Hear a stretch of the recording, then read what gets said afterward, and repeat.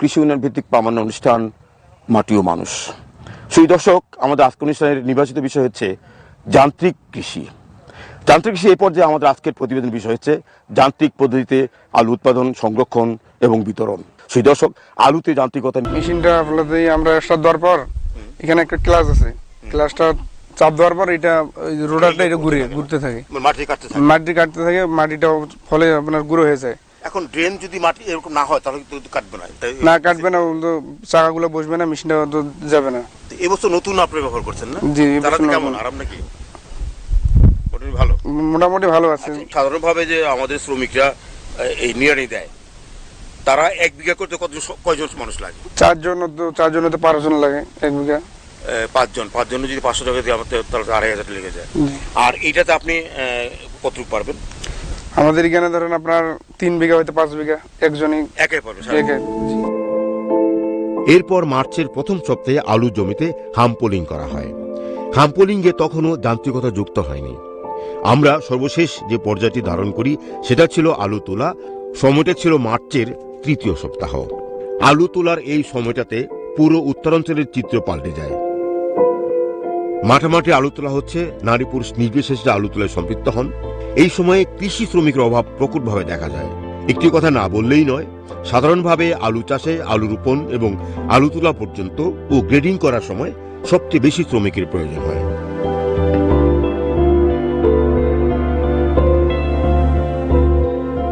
কৃষি শ্রমিক সংকটের প্রেক্ষাপটে বিএডিসি আলু প্রকল্প আলু চাষে যান্ত্রিকতা প্রবর্তন কর্মসূচি পরিচালনা করছে। তারা সাহেব, এই যে তারা আলু করছে, হারভেস্ট করছে, এতে করে কি কোন রকম পার্থক্য মনে হচ্ছে ম্যানুয়ালি যা করতেন এখন আলু? এখানে আমরা যেটা মেশিনারি করতেছি, মেশিনে করলে আপনি দেখতে পাচ্ছেন যে সবগুলো আলু কিন্তু একেবারে উঠে আছে। এতে হচ্ছে কি আলুর গায়ের যে মাটিটা থাকে, দেখেন এই মাটিটা থাকলে কিন্তু এর কোয়ালিটিটা খারাপ হয়। এখানে কি মাটি আছে মনে হয়? মাটি আছে এখন, কিন্তু এটা শুকিয়ে মানে উপরে উঠে যাবে। মাটি আছে কিন্তু এটা কিছুক্ষণ পরে শুকিয়ে গেলে এই মাটিটা পড়ে যাবে। মেশিনের কারণে কি কোনো স্কিনে কোনো না, কোনো সমস্যা হচ্ছে না। মেশিনের কারণে একটা সুবিধা হচ্ছে যে মাটির নিচে সবগুলো আলু একবার উপরে উঠে আসতেছে। আসার পরে এটা সানলাইটে কিছুটা আর একটু কিউরিং হয়ে ধুলাবালিগুলো, তাতে কি আপনি ম্যানুয়ালি যে বীজ রাখতেন আর এখানে কোনো স্কিনে কোনো সমস্যা হচ্ছে?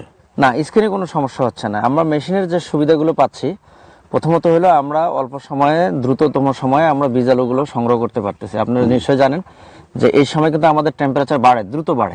বিশেষ করে মার্চ মাসে আমাদের টেম্পারেচার সময়টা কমে আসে। শ্রমিকের প্রাপ্যতার ব্যাপার আছে, সবকিছু মিলে দেখা যায় যে আমরা অতি দ্রুততার সাথে আমাদের যে টার্গেট থাকে যে বীজকে তার ভিগার এবং ভায়াবিলিটি সহ মানে দ্রুততম সময়ে আমরা এটাকে স্টোরিং এর জন্য আমরা মেশিনের কাছে যাই, দেখি মেশিনটা কিভাবে একদম মাটিগুলো আলগা হয়ে একদম মাটির উপরে বিছিয়ে থাকছে। এরপরে আমরা দেখা গেল আলু মাটির নিচে কিন্তু আলু থাকছে না ওইভাবে। তাহলে আমরা হারভেস্ট করার সময় কিভাবে আগে করতাম? গরু দিয়ে কিভাবে করতাম? আগে আমরা গরুর লাঙ্গল দিয়ে একটা করে সিঙ্গেল লাইন নিয়ে যাওয়া যেত। এতে দেখা যেত যে ফারোটা রয়েছে, এই ফারোর নিচে কিন্তু একটা অংশ আলু পড়ে যেত। আচ্ছা, ফারোর নিচে যখন আলুটা পড়ে যেত, এটাকে আবার খুঁজে বের করতে হতো। আচ্ছা, এতে শ্রমিকদের যে হাতের যে সমস্যা, মানে হাতের আঙ্গুলগুলো কিন্তু অনেকটা ইয়ে হয়ে যেত আর কি, ছালটাল উঠে যেত। তো সেই কাজটা কিন্তু এখন শ্রমিকদের করতে হচ্ছে না। আপনি দেখেন এখানে সবগুলো আলু কিন্তু পুরো বিছানো হয়ে গেছে। এখন শুধু এগুলো পিক করবে আর নিয়ে নেবে। আচ্ছা, মানে না, এটা যান্ত্রিক না, কিন্তু এই আলুগুলো উঠে যাচ্ছে এবং একই সঙ্গে সবগুলো আলু কিন্তু আমরা সানরাইজ যেটুকু দরকার, আমাদের সময় দরকার, কিন্তু এরপরে গ্রেডিংটা যান্ত্রিক হচ্ছে। হ্যাঁ, এরপরে আমরা যখন এটা শেডে নিয়ে যাবো, শেডে একটু কিউরিং করবো 3 থেকে 5 দিন করার পরে আমরা এটা মেশিনে, যে গ্রেডার মেশিন রয়েছে, সেই গ্রেডার মেশিনে কিন্তু আমরা এটাকে আবার গ্রেডিং করে আমাদের এখানে হাম্পলিং করা আছে। কতদিন হলো এটা? এগুলো প্রায় 18-20 দিন হয়ে গেছে। হাম্পলিং এ কতদিন রাখতে হয়? এটা বিশেষ করে তাপমাত্রার উপর নির্ভর করে। যদি আপনার গরম বাতাস থাকে, তাপমাত্রা যদি 30-এর উপরে থাকে, তাহলে 12-14 দিন, 15 দিনও হয়। কিন্তু আরেকটি বিষয় আপনারা জানেন যে এই বছর আমাদের প্রায় 25 দিন কিন্তু সূর্যের মুখ আমরা দেখিনি।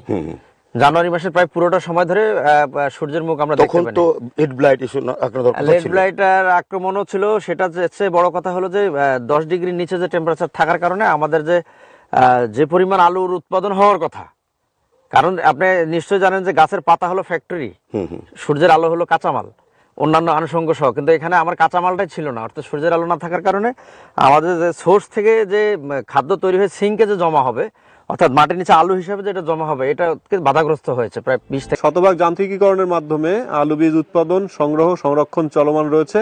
তারই ধারাবাহিকতায় যে আমরা মাঠ থেকে যে আমরা আলু নিয়ে এসেছি, আলু পটেটো হারভেস্টার দ্বারা আলু সংগ্রহ করে প্যাকিং করে তারপরে গাড়ি দ্বারা এখানে নিয়ে এসেছি। আনার পরে এই যে আমরা কিন্তু এখন গ্রেডিং এর উদ্দেশ্যে আসছি। এটা হচ্ছে ফর্কলিফট। এই ফর্কলিফটের মাধ্যমে এখানে কিন্তু কোনো মানুষ নেই, দেখেন যে শুধু ড্রাইভার এই ফর্কলিফটের মাধ্যমে যে সংগৃহীত বীজ প্যাকেজিং বীজটা আপনার সংগ্রহ করে এই যে এখানে নিয়ে আসবে। এই যে আমরা নিয়ে আসছি, এই বীজটা আমরা নিয়ে এখানে ঢালবো। এটা হচ্ছে একটা বীজ রিজার্ভার বা হারবার বলতে পারেন। এখানে আমরা ম্যানুয়ালি ঢালবো। ঢালার পরে এখানে হাইড্রোলিক লিফট আছে। এই হাইড্রোলিক লিফট দ্বারা কিন্তু কোনো মানুষের সহযোগিতা ছাড়া এইখানে পড়ে যাবে রিজার্ভারে। ওইখানে ফর্কলিফটের মধ্যে সংগৃহীত বীজ ওইখানে ফেলে হাইড্রোলিক লিফটের মাধ্যমে ফেলার পরে ওইটা কিন্তু অটোমেটিক এখানে আলুটা ফেলে দিবে। এখান থেকে আলুটা এই যে দেখেন কনভেয়র বেল্ট আছে, এই বেল্টের মাধ্যমে খুবই স্মুথলি উইদাউট ইনজুরিতে এই আলুটা আস্তে আস্তে আস্তে আস্তে যেটা গ্রেডিং করব সেটা যে ইনস্পেকশন টেবিলে যাবে। এই যেটা হচ্ছে ইনস্পেকশন টেবিল। এখানে যে কনভেয়র বেল্টের মধ্যে যেটা বীজ আমরা প্রসেস করব অর্থাৎ গ্রেডিং করব সেই বীজটা এখানে আসবে, স্মুথলি আসে। এখানে ম্যানুয়ালি কয়জন থাকে, 3-6 জন, তারা কিন্তু এখানে দেখে যে বাহ্যিকভাবে যে কোনোটা আলু দাগ কাট আছে কিনা বা দাউদালা আছে কিনা, স্ক্যাব আছে কিনা, এবং এক্ষেত্রে যে একদম পুরোপুরি যেটা অবিস সেটা কিন্তু তারা এখান থেকে নিয়ে এখানে ফেলে দেয়। এতে করে আপনারা যে ম্যানুয়ালি যা করতেন তাতে এই যান্ত্রিক পদ্ধতিতে আলু গ্রেডিং করার কোনো চ্যালেঞ্জ আছে কিনা? আলু গ্রেডিং করার চ্যালেঞ্জ হচ্ছে মনে করেন যে মেশিনের একটা চ্যালেঞ্জ, টেকনিক্যাল একটা নলেজ লাগে এক্ষেত্রে। আর আলুর ওর এটা কিছুদিন রাখতে হয়, একটু কিউরিং করার জন্য কিছুদিন রাখতে হয়। দুটা জিনিস হচ্ছে সমস্যা। এটা হচ্ছে কিউরিং যদি বেশি দিন না করা হয় তাতে কিন্তু মেশিনে আলুটা স্কিনটা রাপচার হয়ে যাবে এবং কোয়ালিটি নষ্ট হয়ে যায়। এইটা একটা।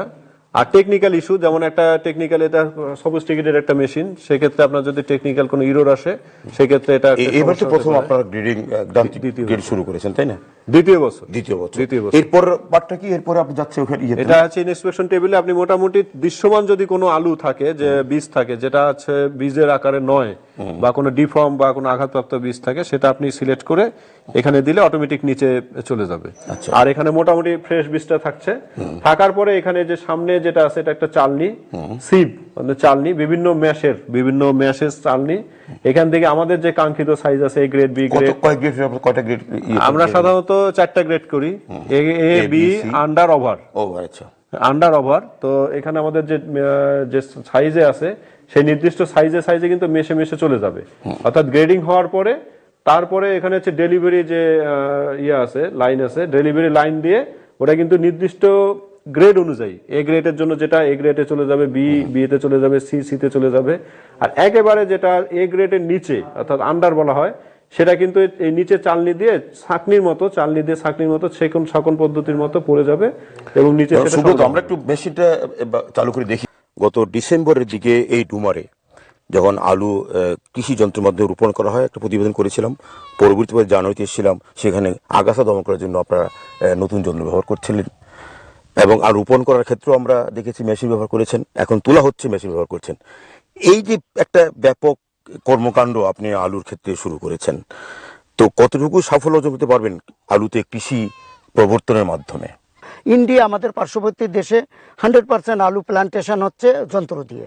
এদের আপনার প্লান্টেশন এটার বুম স্প্রেয়ার দিয়ে তারা স্প্রে করতেছে, আগাছানাশক দিচ্ছে, তারপরে আপনার এই কীটনাশক, ছত্রাকনাশক স্প্রেয়ার, বুম স্প্রে ব্যবহার করতেছে। সাথে সাথে এটির যে হাম অংশ আমরা বীজের জন্য গাছের উপর অংশ কেটে ফেলি ম্যানুয়ালি, এটি হাম কাটার যন্ত্র দিয়ে অর্থাৎ ওরা ক্লিন করে ফেলতেছে উপর অংশ এবং আলুগুলো সুন্দর চাপিয়ে দিয়ে যাচ্ছে। অ্যাট দি সেম টাইম আপনার ডিগার আছে, পটেটো ডিগার অর্থাৎ হারভেস্টার বলে, একবারে তুলে মাটির থেকে সুন্দর করে চাইলে বিছাই দিয়ে যায় আলুগুলো। এতে করে কি বীজ আলুর মানের ক্ষেত্রে কি কোনো তারতম্য ঘটবে ম্যানুয়ালি করা বা? না, বীজের মানের ক্ষেত্রে এই হবে না, বরং মান উন্নত হবে। তাড়াতাড়ি এই কাজগুলো যান্ত্রিকীকরণের আওতায় তাড়াতাড়ি করা যাবে। তাড়াতাড়ি করলে আপনি জানেন যে রোদ্রুর ভিতরে আলু থাকলে পারা আলু হিট ইনজুরি হয়, হিপে থাকলে পারা আলু নষ্ট হয়ে যায়। এরপরে আমরা এইখান থেকে হিপে না রাখে গেডার মেশিন, অটোমেটিক গেডার মেশিন অলরেডি আমরা সংগ্রহ করেছি, আরো করব আমাদের এই প্রকল্পের আওতায়। এই অটোমেটিক গেডার মেশিনে গ্রেডিং করে কুলিং চেম্বারে ঢুকাই দেবো। এই যে পুরো প্রক্রিয়াটা এটা যান্ত্রিকীকরণের আওতায় নিয়ে আসলে লেবার খরচ যেমন কমবে একদিকে, অন্যদিকে কোয়ালিটিও উন্নতি হবে। এক্ষেত্রে একটি বিষয়, কারণ আমরা তো এখন খুব সহজভাবেই কম পয়সা আলু কৃষকের কাছে পৌঁছতে পারছি, কিন্তু যান্ত্রিক করার ক্ষেত্রে যে আলুর উৎপাদন খরচটা বেড়ে যাবে কিনা সেরকম কি সম্ভাবনা আছে কিনা? না, অফকোর্স না, কারণ এটা প্রাইমারি হয়তো যন্ত্রপাতি কিনতে কিছু টাকা ব্যয় হবে, কিন্তু এই যন্ত্রপাতি আপনি বছরের পর বছর ব্যবহার করে মানে লেবার কস্টটা কমাই ফেলতে পারবেন। আপনি কমাইয়ে আপনি যদি এটা মানে টোটাল কিউমুলেটিভ হিসাব করেন, 2-3 বছরের হিসাব করেন।